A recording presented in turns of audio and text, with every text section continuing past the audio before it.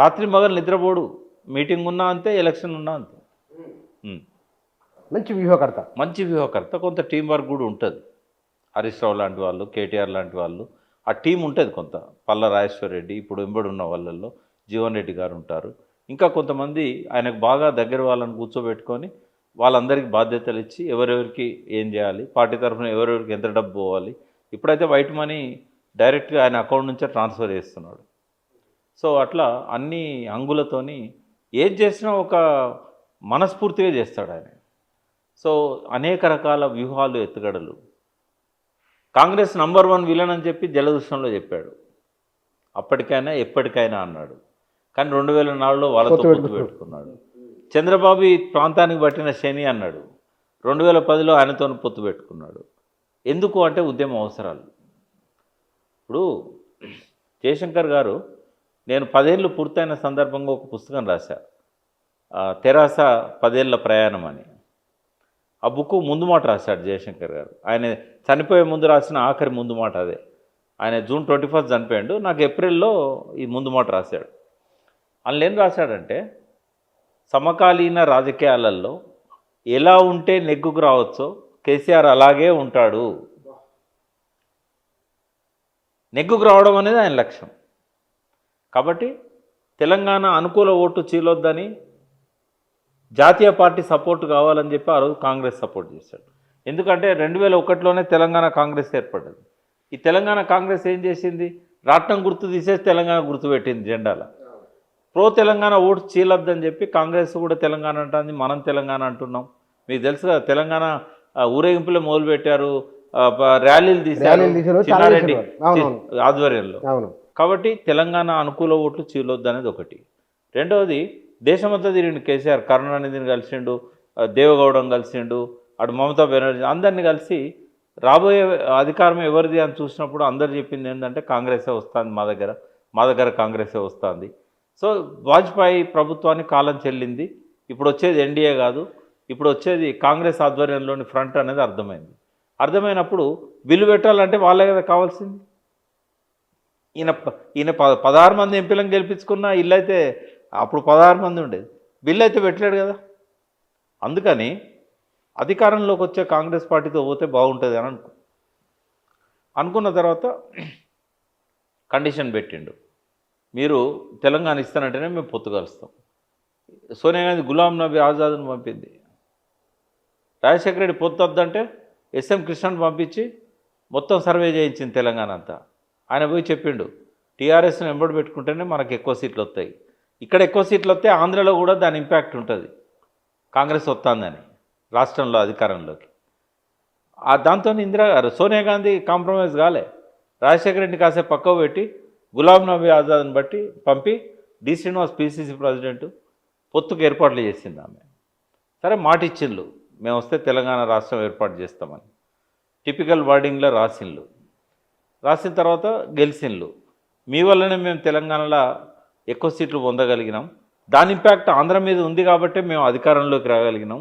ఆంధ్రాలో మాకు 25 సీట్లు వచ్చినాయి కాబట్టి పార్లమెంట్లో మాకు మెజారిటీ వచ్చింది, కాబట్టి మీ వల్లనే వచ్చినాం, కాబట్టి మీరు రాష్ట్ర కేంద్ర మంత్రివర్గాల్లో ఉండాలని చెప్పి సోనియా గాంధీ రిక్వెస్ట్ చేసి ఆ రిక్వెస్ట్ మీద ఉన్నారు. అబ్దుల్ కలాం ప్రెసిడెంట్ అప్పుడు, ఆయన నోటి నుంచి తెలంగాణ రాష్ట్రం ఏర్పాటు చేస్తామని ప్రకటన చేయించారు. కానీ రాజశేఖర రెడ్డి అడుగున అడ్డుదలగడంతో అది పెండింగ్లో పడ్డది. ప్రణబ్ ముఖర్జీ కమిటీ చేశారు, అన్ని పార్టీల లేఖలు కావాలన్నారు, కావాలని కాలయాపన చేశారు. 3 వారాల్లో నివేదిక ఇస్తా అన్న ప్రణబ్ ముఖర్జీ 3 సంవత్సరాలైనా ఇవ్వలేదు. ఇవ్వపోయేసరికి నిరాశతోని యూపీఏ నుంచి బయటకు వచ్చారు, మంత్రి పదవుల నుంచి బయటకు వచ్చారు. కేసీఆర్ త్యాగాలు కేవలం ఏప్రిల్ 27 నాడు రాజీనామాలు చూడకూడదు. ఒక ఉన్నతమైన కేంద్ర మంత్రి స్థానం, కేంద్ర క్యాబినెట్ మినిస్టర్, ఏది లేబర్ డిపార్ట్మెంట్, దాన్ని కూడా వదులుకున్నాడు కదా. అప్పుడు నరేంద్ర గారు ఉండ్రి, రూరల్ డెవలప్మెంట్ సహాయక మంత్రి కేంద్రం, ఆయన కూడా రాజీనామా చేశాడు. ఇక్కడ 6 మంత్రులు రాజీనామా చేశారు రాష్ట్రంలో. ఇవన్నీ త్యాగాలే కదా. తెలంగాణ కోసం, పదవుల కోసం తెలంగాణ అంటారన్న కాడ నుంచి తెలంగాణ కోసం ఏ పదవినైనా త్యాగం చేస్తారు అనే కాడికి పోయింది. అతి తీసుకురాగలిగింది. ఇక్కడ రాజశేఖర రెడ్డి 26 మంది ఎమ్మెల్యేల 11 మందిని చీల్చిండు. పార్టీ వెళ్ళిపోతుందని ఒక చర్చ జరిగింది కదా ఆ టైంలో కేసీఆర్ స్థితి ఎట్లా ఉంది? కేసీఆర్ ఎప్పుడు కూడా వీటికి ఎన్నడూ ఆయన వెనుకవు తగ్గలే. ప్రతి దగ్గర కూడా ఏంటంటే మెటిక్యులస్గా ప్లాన్ చేసేవాడు. 10 మంది 11 మంది ఎమ్మెల్యేలను పోగొట్టుకున్నా కూడా పార్టీని నిలబెట్టగలిగాడు. 2008లో ఉప ఎన్నికలు తీసుకొచ్చాడు కేసీఆర్. యూపీఏ తెలంగాణ ఇస్తానని చెప్పి జాప్యం చేస్తున్నదని. ఆ ఉప ఎన్నికల్లో 9 మంది ఎమ్మెల్యేలు ఓడిపోయారు. 4 ఎంపీలలో 2 గెలిచారు, 2 ఓడిపోయారు. నరేంద్ర గారిని అప్పటికే సస్పెండ్ చేశాడు, ఆయన రిజైన్ చేయలే. అయినా కూడా వెనక్కి తగ్గలేదు ఆయన. మళ్ళీ తెలుగుదేశం తెలంగాణ అనేటట్టు చేసి తెలంగాణ అన్న తెలుగుదేశం ఓట్లను నిల్చకుండా వాళ్ళతో పొత్తు దిగి మహాకూటమిని ఏర్పాటు చేసుకొని ఎన్నికల్లో పొత్తు ఫలించకపోయినా వైఫల్యాలు వచ్చినా మళ్ళీ ఆయనే రాజశేఖర రెడ్డి మరణానంతరం 14F అనే అంశాన్ని తీసుకొని సుప్రీంకోర్టు ఇచ్చిన జడ్జిమెంట్ని నిరాహార దీక్ష పోయిండు. నిరాహార దీక్ష పోయి తెలంగాణ ప్రకటన తెప్పించుకోగలిగాడు. సరే, ఆయన కృషి, అమరవీరుల త్యాగాలు, వీటన్నిటి వల్ల తెలంగాణ సాధ్యమైంది. జేఏసీని కూడా ఆయన ఏర్పాటు చేశాడు. ఎందుకంటే తను ఒక్కడు నడిపితే ఉద్యమంలోకి జనాలు రావాలని చెప్పి, అన్ని పార్టీల మద్దతు కావాలని చెప్పి, ఇచ్చిన ప్రకటనను అమలు చేయాలంటే కాంగ్రెస్ కూడా మనతో ఉండాలని చెప్పి, ఆ రోజు నేను అడిగితే రారు కాబట్టి జానారెడ్డి దగ్గర పోయి జేఏసీ ఏర్పాటు చేశాడు. సబ్బండ వర్గాలకు ఒక వేదిక అయింది జేఏసీ. కోదండరాంది నాయకత్వం అయినా కూడా వెనకాల ఉండి నడిపించిన వాడు కేసీఆర్. ఇక్కడ ఇంతవరకు ప్రస్థానం 2014 జూన్ నుండి రాష్ట్రం ఆవిర్భావం. టీఆర్ఎస్ బీఆర్ఎస్గా మారడం వెనుక అది వ్యూహాత్మక తప్పిదమా, చారిత్రక తప్పిదమా, లేదా మంచిదేనా? అది చారిత్రక అవసరం. ఎందుకంటే కేసీఆర్ గారికి భారతదేశ పరిస్థితుల మీద ఉన్నంత పట్టు కానీ, అవగాహన కానీ, మార్పు కోసం ఏదైనా చేయాలనే తపన కానీ ఇంకో నాయకునికి లేదు. ఎవరికి వాళ్లకు వెస్టెడ్ రాజకీయాలు ఉన్నాయి. మోడీకి ఆర్ఎస్ఎస్ ఎజెండా ఉంది.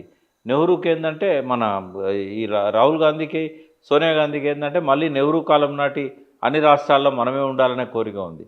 కానీ భారతదేశ మౌలిక స్థితిగతులను మార్చాలనే ఆలోచన కేసీఆర్కి ఉంది. ఆ చారిత్రక అవసరమే కానీ తొందరపాటు. అది సుఖదుఖాల సినిమాలు అనుకుంటా, తొందరపడి ఒక్క కోయిల ముందే కూసింది అని.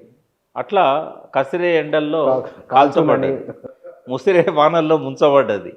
అది భారతదేశ వ్యాప్తంగా ప్రయత్నాలు చేయకుండా కేవలం తెలంగాణ ప్రగతి గురించి అన్ని భాషలలో ప్రకటనలు ఇచ్చి దినపత్రికల్లో జనం తన వెంట వస్తారు అని అనుకున్నాడు.